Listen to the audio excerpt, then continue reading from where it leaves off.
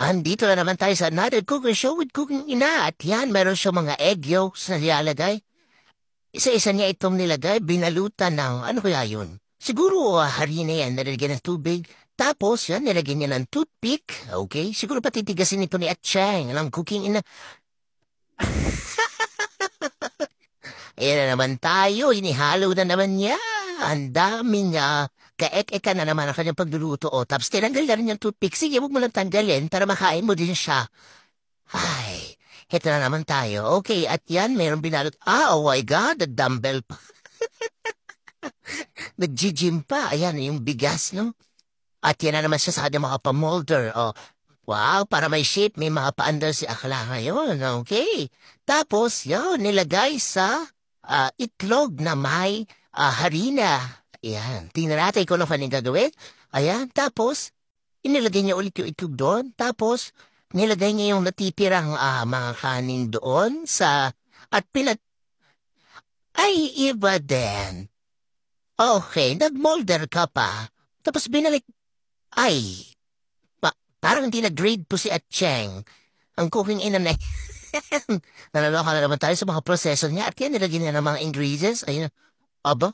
Okay, itong kanyang electric mixer na improvise. Okay, yan, pinaghalo-halo niya.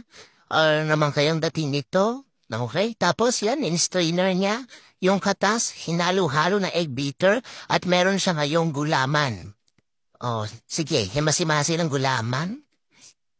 Okay, at yan, hinalo-halo niya ang kanyang gulaman. Okay, kakat na naman niya ito.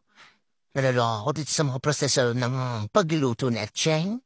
Ng cooking ina na yan, ayan, so hinati-hati ulit ang another batch of gulaman para naman maparami ito, okay, kinat ng maliliit, okay, ayan na naman siya sa kanyang paimbudo at meron siyang kawali na may ay,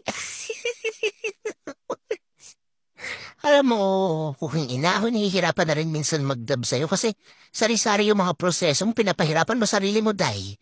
Oo, eto na, ay tiyan pinalambot ang mga sago. Okay? At ipinalaman doon sa parang hot cake din naman. Okay?